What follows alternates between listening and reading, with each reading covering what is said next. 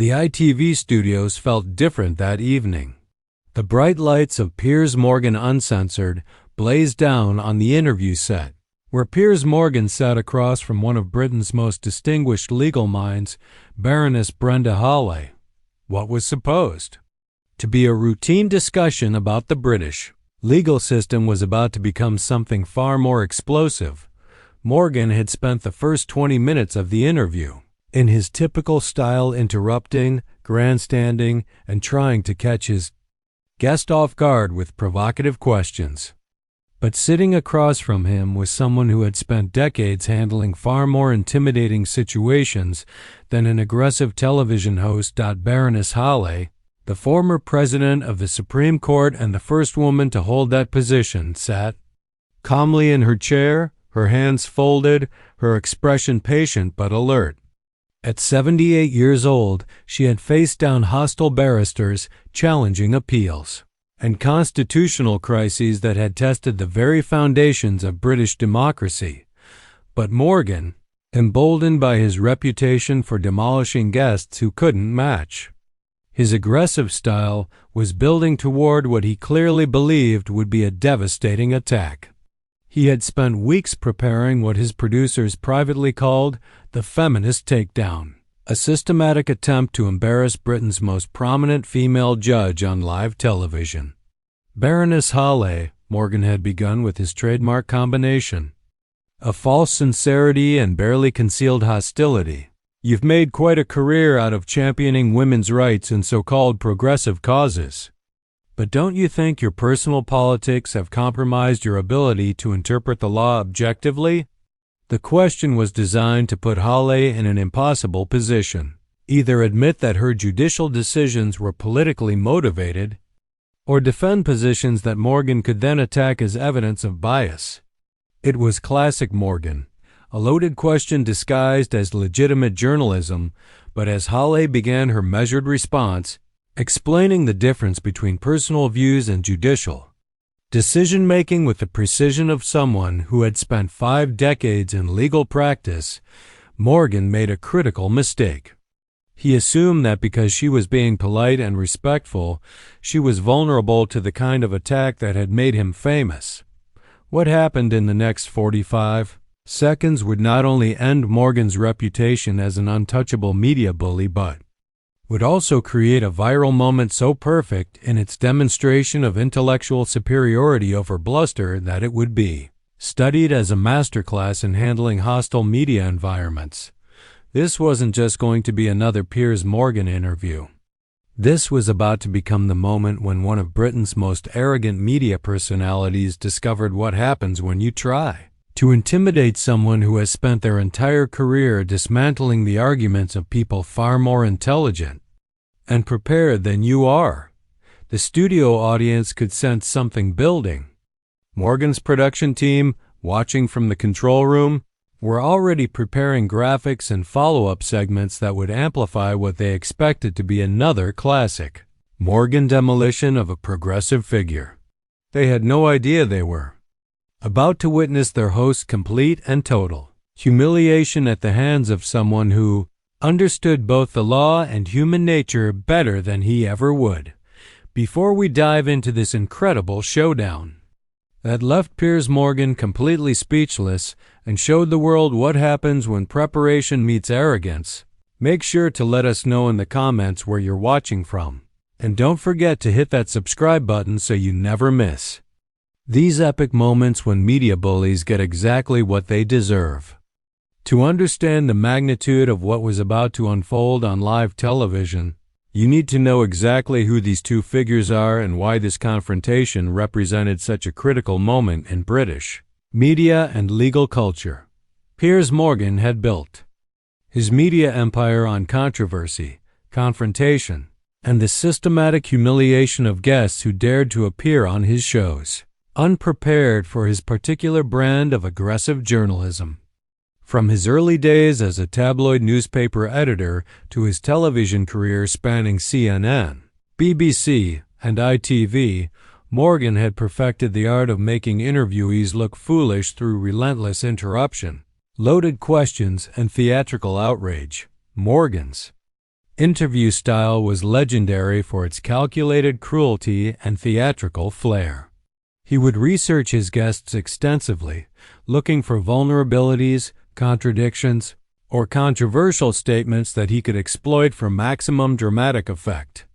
His trademark technique involved asking seemingly reasonable questions while maintaining an expression of moral superiority, then pouncing when his guests showed any sign of uncertainty or defensiveness. Over the years, Morgan had destroyed the reputations of numerous politicians, celebrities, and public figures who had made the mistake of appearing on his shows without adequate preparation for his intellectual warfare.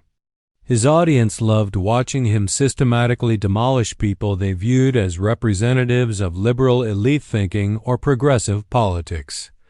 The secret to Morgan's success wasn't just his aggressive questioning, it was his ability to control every aspect of the interview environment.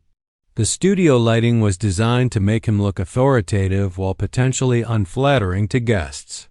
The camera angles were carefully planned to capture his expressions of skepticism and moral indignation. Even the seating arrangement was calculated to give him psychological advantages over people who were already nervous about facing his notorious interviewing style. But Morgan's success had also bred a dangerous overconfidence. He had become so accustomed to intellectual dominance over his guests that he had started believing his own publicity about being an unstoppable force in confrontational journalism. His recent interviews had shown increasing arrogance and decreasing preparation, as he assumed his reputation alone would be sufficient to intimidate any opponent. More problematically, Morgan had begun to confuse his ability to embarrass unprepared celebrities and politicians with actual intellectual superiority. While his media instincts were certainly sharp, his understanding of complex issues like law, politics, and social policy was often superficial, relying more on provocative sound bites than substantive analysis. Baroness Brenda Hawley represented everything that Morgan and his audience claimed to find annoying about the British establishment. An academic liar who had risen to become the first female president of the Supreme Court, she embodied the kind of intellectual authority and progressive thinking that populist media loved to attack. But what Morgan and his producers had catastrophically failed to research adequately was Hale's background as one of the most formidable legal minds in British history. This wasn't just another establishment figure with impressive titles.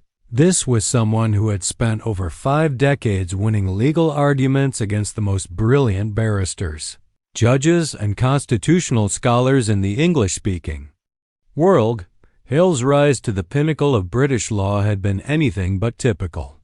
Starting her career at a time when women were barely represented in the legal profession, she had faced constant discrimination, skepticism, and attempts to undermine her authority. Every promotion, every appointment, every legal victory had come against opponents who assumed her gender made her an easy target. Her academic career had been built on groundbreaking legal scholarship that had literally rewritten entire areas of British law. Her judicial decisions had established new precedents for women's rights, family law, and constitutional interpretation. Her leadership of the Supreme Court during some of the most contentious political periods in modern British history had demonstrated an ability to maintain judicial independence under enormous pressure. What made Hawley particularly dangerous for media bullies like Morgan was her decades of experience facing down hostile questioning from people who were both more intelligent and better prepared than television hosts. Every aggressive cross-examination, every attempt to undermine her legal reasoning, every effort to make her look incompetent had been training for exactly this kind of confrontation. More importantly, Hawley had developed an almost supernatural ability to remain calm under pressure while systematically destroying opponents who mistook her polite demeanor for weakness. Her judicial temperament was legendary among British lawyers for its combination of courtesy and devastating precision. The stakes for this particular ITV appearance couldn't have been higher for either participant. For Morgan, this was an opportunity to demonstrate his continued relevance as Britain's most fearless interviewer by taking down one of the country's most respected establishment figures. His recent ratings had been under pressure from competing shows, and he needed a viral moment that would reassert his dominance in the British media landscape. Morgan's team had spent days preparing what they privately called the judicial activism expose, a series of questions designed to paint Hale as a biased progressive activist who had used her judicial position to advance personal political beliefs rather than interpret law objectively.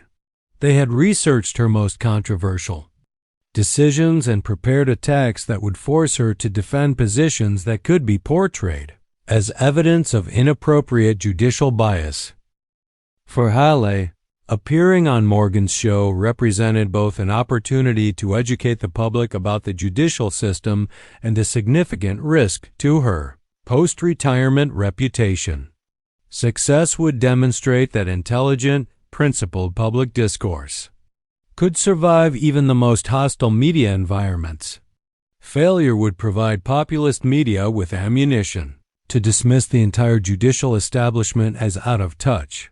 Elites who couldn't handle legitimate questioning. Her preparation had been characteristically thorough, involving not just policy briefings but detailed research into Morgan's interview techniques, recent shows, and favorite attack strategies. She had studied his most successful takedowns, analyzed his rhetorical patterns, and prepared for every possible line of criticism he might pursue. What her research had revealed was both encouraging and concerning. While Morgan was certainly skilled at creating dramatic television, his understanding of legal and constitutional issues was often superficial and politically motivated. His most successful interviews typically involved guests who were either unprepared for his aggression or intimidated by his reputation rather than his actual knowledge. The interview was being broadcast live on ITV and would be available on social media platforms immediately afterward, guaranteeing that whatever occurred would reach millions of viewers and potentially reshape public understanding of both judicial independence and media accountability. British legal observers, political commentators, and media critics were all watching with particular interest, knowing that this confrontation between the country's most aggressive interviewer and its most distinguished female judge could provide unprecedented insights into the relationship between media power and institutional authority. Conservative media outlets had spent days building anticipation for what they expected would be another classic Morgan demolition of an establishment figure who represented everything they opposed about modern British liberalism. Progressive groups were nervous about Hale's ability to handle Morgan's aggressive questioning, with many legal advocates privately worried that she might become another cautionary tale about the dangers of engaging with hostile media.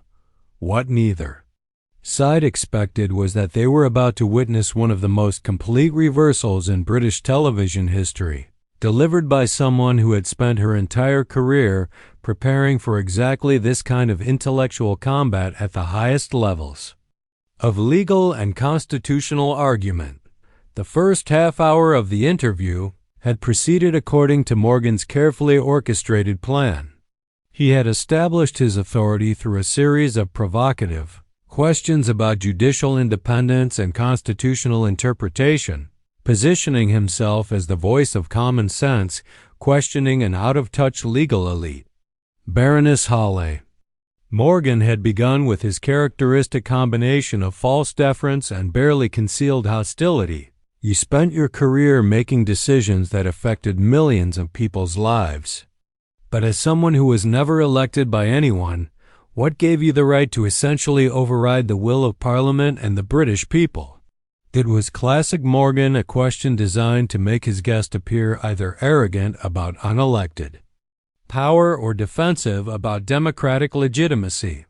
Hale had responded with characteristic precision, explaining the constitutional role of judicial review and the separation of powers with the clarity of someone who had spent decades teaching these concepts to law students, but Morgan wasn't interested in constitutional education.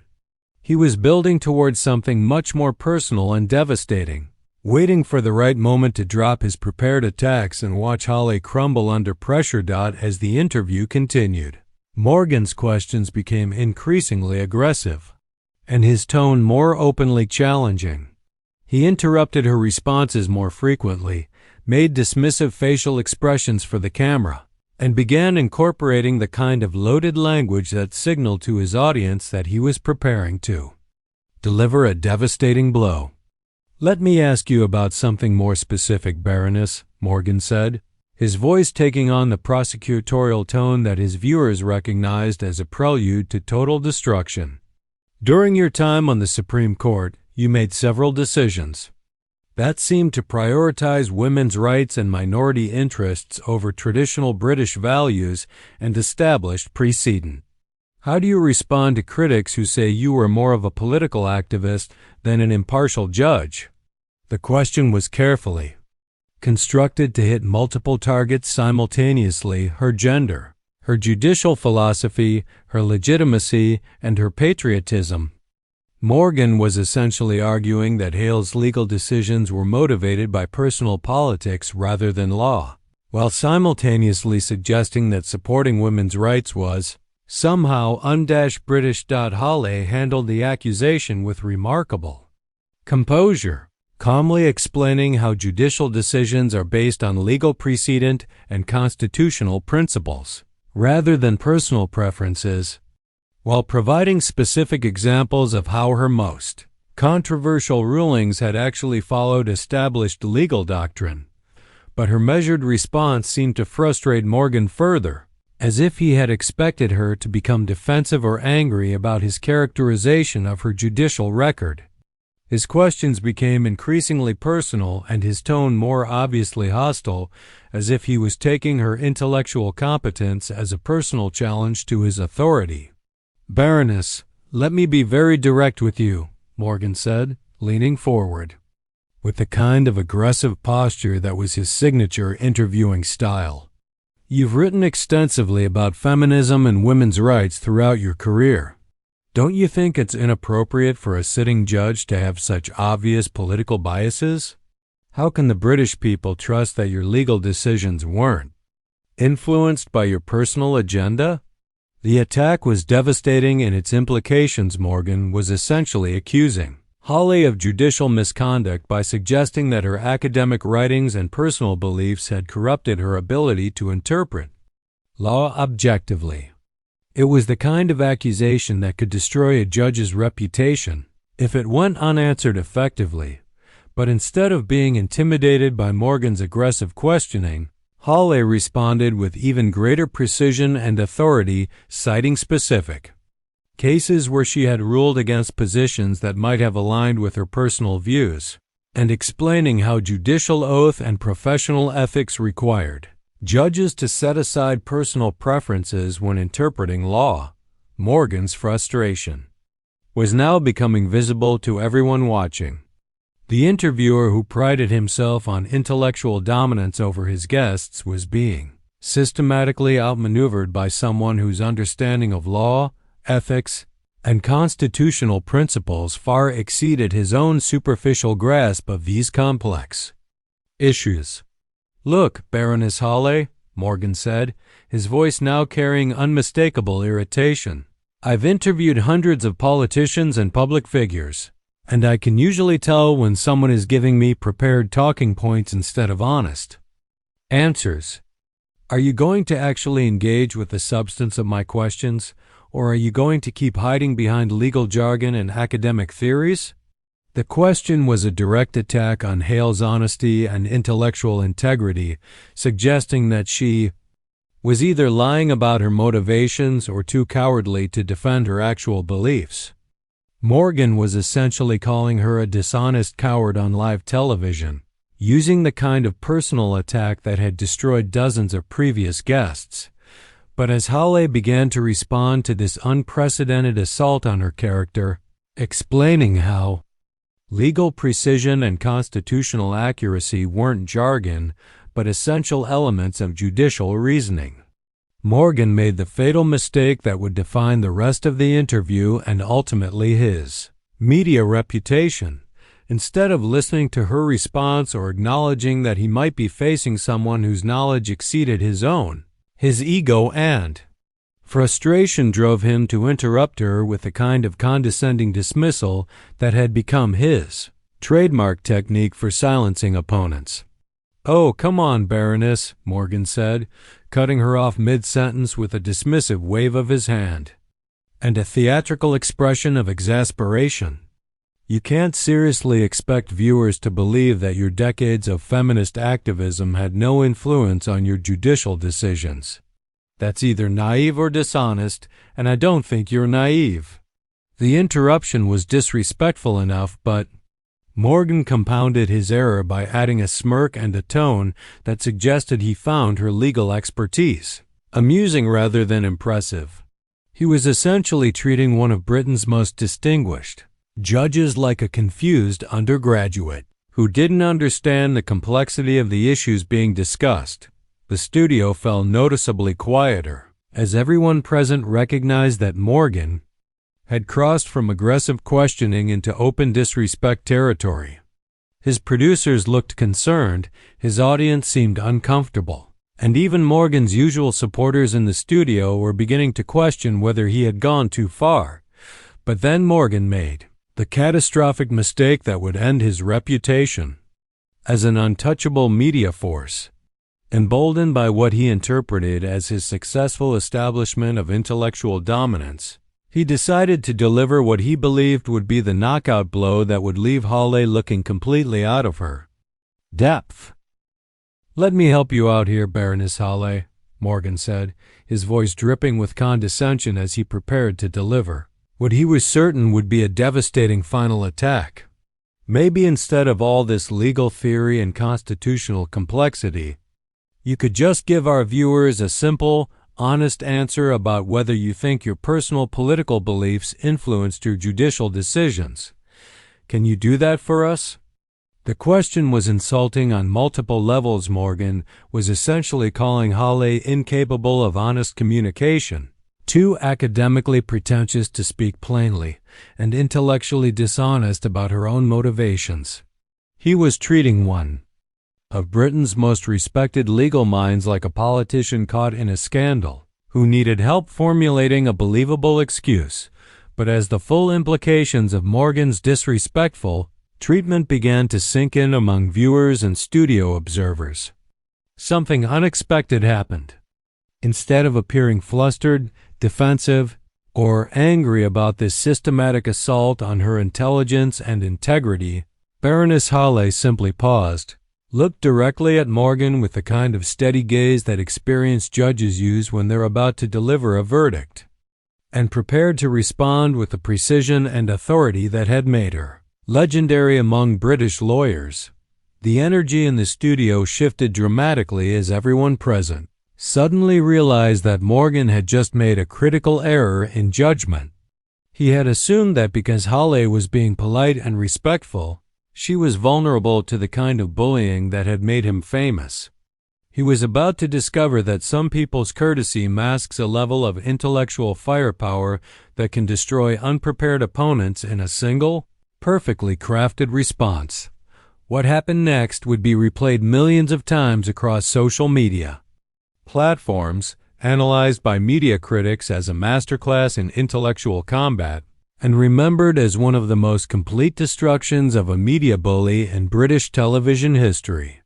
Baroness Hawley was about to deliver a response that would not only silence Piers Morgan but fundamentally change how people viewed both his journalistic credibility and her intellectual authority. Hawley sat quietly for a moment after Morgan's insulting demand that she provide simple, honest answers instead of what he had dismissively called legal theory and constitutional complexity. The pause was deliberate and powerful, allowing the full weight of Morgan's disrespect to settle over the studio. while she prepared to respond with the precision and authority that had made her legendary in British legal circles. When she finally spoke, her voice was calm, measured, and carried the unmistakable authority of someone who had spent 5 decades dismantling the arguments of people far more intelligent and better prepared than television hosts. "Mr. Morgan," she began, using his formal title with just enough emphasis to remind everyone in the studio of the respect that should govern professional discourse. "I find your characterization of legal precision as jargon quite revealing, because it suggests a fundamental misunderstanding of how law actually works in a democratic society." The opening was perfect, polite but pointed, acknowledging his attack while immediately turning it back on him. Morgan's confident expression began to falter slightly as he realized that Hawley wasn't going to respond with the defensive anger or flustered explanations that had characterized his previous victims. He seemed to believe that judicial decision-making should be based on simple, intuitive responses rather than careful legal analysis. Hawley continued, her tone remaining conversational but her words carrying devastating precision. "But that's exactly the kind of thinking that constitutional law exists to prevent." She leaned forward slightly, maintaining perfect eye contact with Morgan as she began to systematically dismantle not just his questions but his entire understanding of judicial authority and legal reasoning. "When you ask whether my personal political beliefs influenced my judicial decisions, you're revealing that you don't understand the difference between academic scholarship and judicial reasoning," Hawley said, her voice taking on the tone of a patient teacher correcting a particularly confused student. "My academic writing about women's rights and legal equality wasn't feminist activism, Mr. Morgan, it was legal scholarship analyzing how existing law could be interpreted to provide equal protection under the Constitution. That's what legal scholars do. We examine how law can be applied consistently with constitutional principles." The studio audience was completely captivated now, watching as Hawley systematically educated both Morgan and the viewing public about concepts that he had tried to dismiss as irrelevant complexity. "But more importantly," Hawley continued, building toward what everyone could sense would be a devastating climax, "your suggestion that judicial decisions should be based on simple responses rather than constitutional complexity demonstrates a misunderstanding of why we have an independent judiciary in the first place." Morgan tried to interrupt, but Hawley continued without acknowledging his attempt to regain control of the conversation. Her judicial training had taught her to maintain authority even when facing hostile questioning, and she was now demonstrating that skill on national television. "The entire purpose of judicial review is to ensure that legal decisions are based on constitutional principles rather than popular opinion or political pressure," she said, her voice gaining strength as she delivered what would become one of the most quoted explanations of judicial independence in British media history. "When you criticize judges for using legal jargon instead of giving simple answers, you're essentially arguing that legal decisions should be based on intuition rather than law. But that's not how constitutional democracy works, Mr. Morgan." Then came the moment that would be replayed and analyzed for years to come. Hawley looked directly at Morgan, her expression remaining perfectly composed as she prepared to deliver a response that would expose not just his ignorance but his fundamental unsuitability for the kind of serious journalism he claimed to practice. "Perhaps the problem isn't that my answers are too complex, Mr. Morgan," she said, her voice carrying the quiet authority that had made her legendary among British lawyers. "Perhaps the problem is that your questions reveal a level of misunderstanding about constitutional law that makes meaningful dialogue impossible." The words hung in the air like a perfectly aimed judicial ruling that had found its target with devastating precision. In a single elegantly crafted sentence, Hawley had accomplished something remarkable. She had turned Morgan's attack on her intellectual honesty into a demonstration of his own intellectual inadequacy. The silence that followed was deafening. Morgan sat completely motionless, his trademark confidence evaporating as he processed what had just occurred. The interviewer who had built his career on making guests look foolish had just been made to look foolish himself by someone who understood both the substance of the issues and the dynamics of intellectual combat better than he ever would. But Holly wasn't finished. Having established that Morgan's questions revealed his own limitations rather than hers, she proceeded to provide the kind of substantive education about judicial independence that his show had never delivered. Let me give you a specific example. That might clarify the difference between personal beliefs and judicial reasoning, she said, her tone now taking on the patient authority of a law professor delivering a lecture to particularly slow students. In several cases during my tenure, I ruled against positions that aligned with my personal views about women's rights because the law required a different outcome. The difference between a good judge and a political activist is that judges follow the law even when they disagree with it personally. She reached into her portfolio and pulled out a document, move that immediately reminded everyone watching of her meticulous preparation compared to Morgan's obvious improvisation. This is one of my rulings where I rejected a discrimination claim that I personally believed had merit, because existing legal precedent didn't support the plaintiff's argument, she said, holding up the document so the cameras could capture it. If I were the political activist you claim I am, Mr. Morgan, I would have found a way to rule in favor of the discrimination claim. Instead, I followed the law. The demonstration was perfect concrete evidence that completely undermined Morgan's central thesis while showcasing the kind of intellectual rigor that his show typically avoided in favor of sensational confrontation. But here's what I find most troubling about your approach to this interview, Mr. Morgan, Holla continued, building toward what everyone could sense would be a final devastating conclusion. You seem to believe that serious discussion of constitutional principles is somehow dishonest or evasive, while simple sound bites represent authentic communication. But that's exactly backward. Complex issues require complex analysis, and anyone who tells you otherwise is either ignorant or manipulative. The final blow came with the precision of a judicial verdict that would reshape everything that followed. So when you accuse me of hiding behind legal jargon, you're really revealing that you're either unwilling or unable to engage with the actual substance of constitutional law. And that, Mr. Morgan, is why this conversation has been so unproductive. Morgan sat in complete silence, his face showing a mixture of shock, embarrassment, and dawning recognition that he had just been systematically dismantled by someone whose intellectual authority he had catastrophically underestimated. The man who had built his media empire on reducing others to speechless humiliation had just been rendered speechless himself. The interview continued for several more minutes, but everyone watching understood that the dynamic had fundamentally shifted. Morgan's few remaining questions were tentative and respectful, lacking any trace of the aggressive confidence that had characterized his earlier attacks.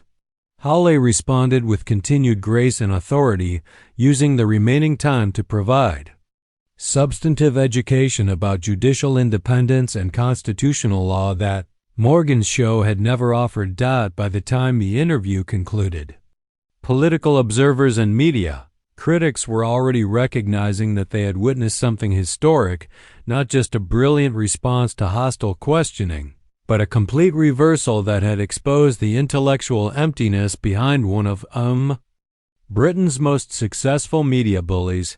The immediate aftermath of Baroness Hale's systematic destruction of Piers Morgan was unlike anything British television had experienced in decades of confrontational journalism. As the interview concluded and the cameras stopped rolling, the ITV studio remained unnaturally quiet, with crew members and audience participants processing what they had just witnessed in stunned recognition that something genuinely historic had occurred.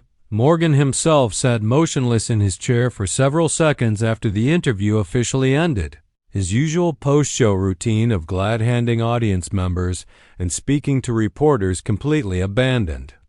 The man who typically used controversial interviews as opportunities to create additional viral moments for his personal brand instead found himself trying to process the complete demolition of his intellectual authority on live television.itv. Producers, watching from the control room, immediately recognized that they had captured something extraordinary, not just good television, but a moment that would fundamentally change public understanding of both media accountability and intellectual authority. Emergency meetings were called before the show even finished airing, with executives trying to figure out how to handle the unprecedented situation of their star interviewer being systematically outmatched by a guest. Within minutes of the interview's conclusion, clips began circulating on social media platforms with unprecedented speed and viral reach. The hashtag Hala Destroys Morgan began trending on Twitter within 20 minutes, eventually reaching the #1 trending topic in the UK and remaining there for over 4 days. The most viral clip came from ITV's own social media team, who posted the entire constitutional complexity exchange with the caption, "When intellectual authority meets media bluster." The video accumulated over 15 million views in the first 48 hours, becoming one of the most watched British television clips in social media history. Legal Twitter exploded with commentary from barristers, judges, law professors, and constitutional scholars who recognized the exceptional quality of Hale's response to hostile questioning. The Bar Council's official account tweeted, "Baroness Hale just demonstrated why judicial independence and legal precision matter more than media soundbites. A masterclass in maintaining dignity under pressure." Lord Justice Singh, one of Hale's former Supreme Court colleagues, added, "Rarely have I seen such a perfect demonstration of how superior knowledge and judicial temperament can triumph over aggressive questioning." Baroness Hale just reminded the country why we need independent judges. Even conservative legal commentators found themselves acknowledging the brilliance of Hale's performance. Several QCS who typically supported Morgan's populist approach to media interviews privately admitted that his understanding of constitutional law had been thoroughly exposed as inadequate for serious journalism. The mainstream media response was immediate and overwhelming. Every major British newspaper led with the story, with headlines like "When Legal Brilliance Meets Media Arrogance," The Guardian, and "The Interview That Silenced Piers Morgan," The Times. The BBC provided extensive coverage analyzing both the substantive legal issues that Hale had explained and the media dynamics that had led to Morgan's humiliation. Legal correspondent Joshua Rosenberg called it the most impressive demonstration of judicial authority under pressure that I've witnessed in 30 years of covering British courts. Even Sky News, typically supportive of populist media figures, struggled to defend Morgan's performance. Political editor Beth Rigby acknowledged that Baroness Hale clearly demonstrated superior understanding of the constitutional issues at stake, while noting that Morgan's questioning revealed significant gaps in his knowledge of how judicial review actually works. The political ramifications were immediate and significant. MPs from across the political spectrum praised Hale's defense of judicial independence, with several noting that her explanation of constitutional principles had been more educational than most parliamentary debates on legal issues. Conservative MP and former Attorney General Geoffrey Cox issued a statement saying, "Regardless of one's views on specific judicial decisions, Baroness Hale's interview demonstrated the importance of having judges who understand law rather than politics." Her response to Mr. Morgan was both dignified and intellectually rigorous.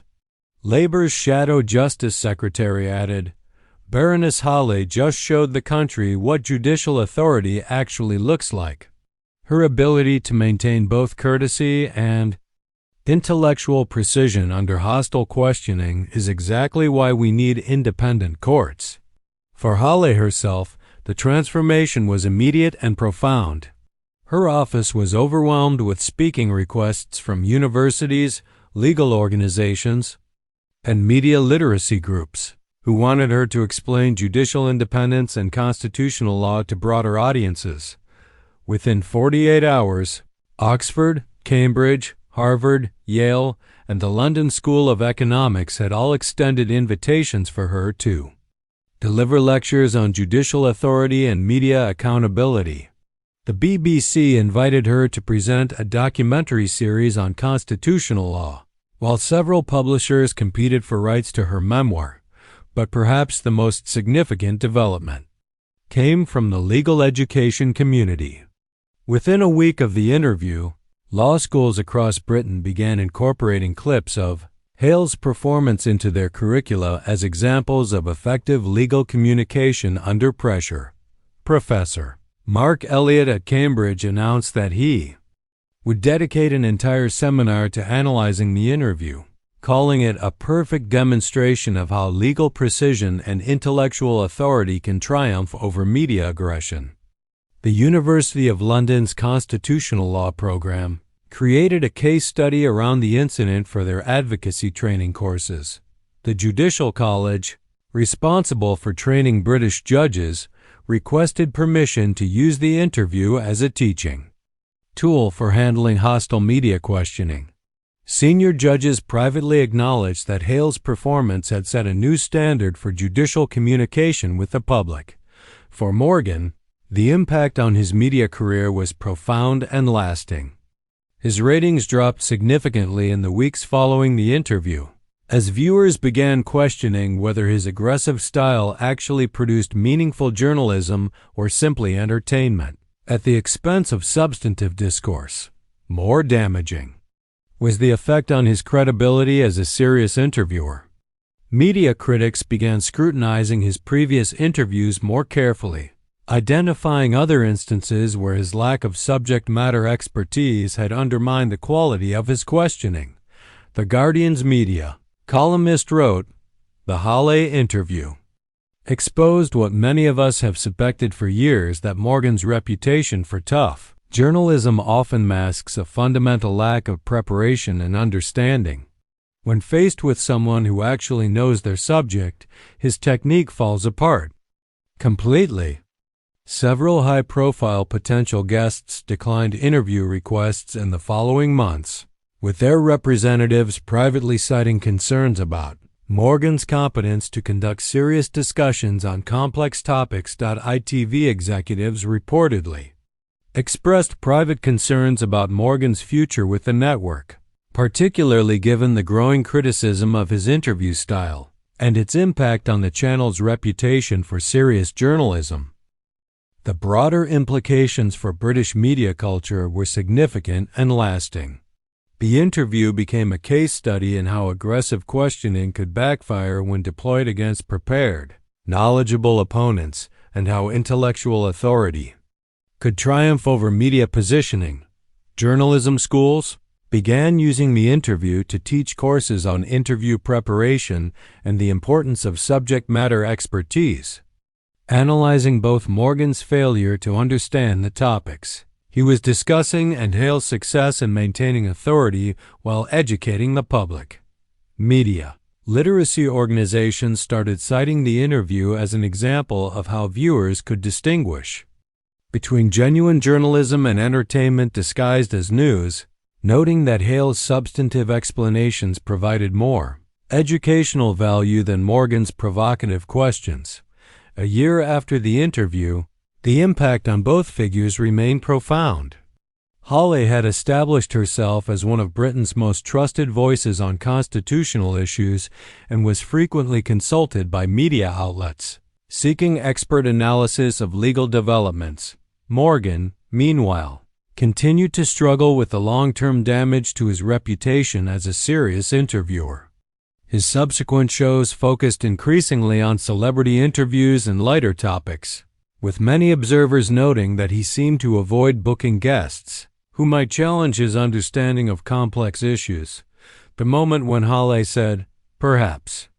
The problem is that your questions reveal a level of misunderstanding about constitutional law that makes meaningful dialogue impossible, became one of the most quoted responses in recent British media history, appearing in journalism textbooks, media criticism articles, and academic papers about effective communication under pressure. The interview reminded the British public that intellectual authority comes from knowledge and preparation rather than aggressive questioning and media positioning. It demonstrated that some institutions like an independent judiciary deserve respect not because of their power, but because of their commitment to principles that transcend political fashion and media trends. Legal historians began comparing Hale's response to other historic moments of judicial authority under pressure, placing it alongside famous courtroom exchanges and constitutional debates as an example of how superior preparation and intellectual clarity can triumph over attempted intimidation. The exchange became required viewing for anyone studying the relationship between media accountability and institutional authority, demonstrating that the most effective response to hostile questioning is not defensive anger but patient education delivered with unshakable confidence in the importance of the principles being defended. Thanks for watching this incredible showdown that completely changed British television. If you enjoyed seeing Baroness Hale absolutely demolish Piers Morgan's aggressive interviewing style with intellectual authority and judicial wisdom, make sure to smash that like button and subscribe for more explosive content where preparation and expertise triumph over media bullying and superficial questioning. Drop a comment below and let us know. What was your favorite moment from Hale's masterful response to Morgan's attacks? Was it when she exposed his misunderstanding of constitutional law, or when she delivered that devastating line about his questions revealing his own inadequacy? See you in the next video where we'll break down more moments when intellectual authority meets media arrogance and shows exactly what happens when serious expertise faces down aggressive ignorance.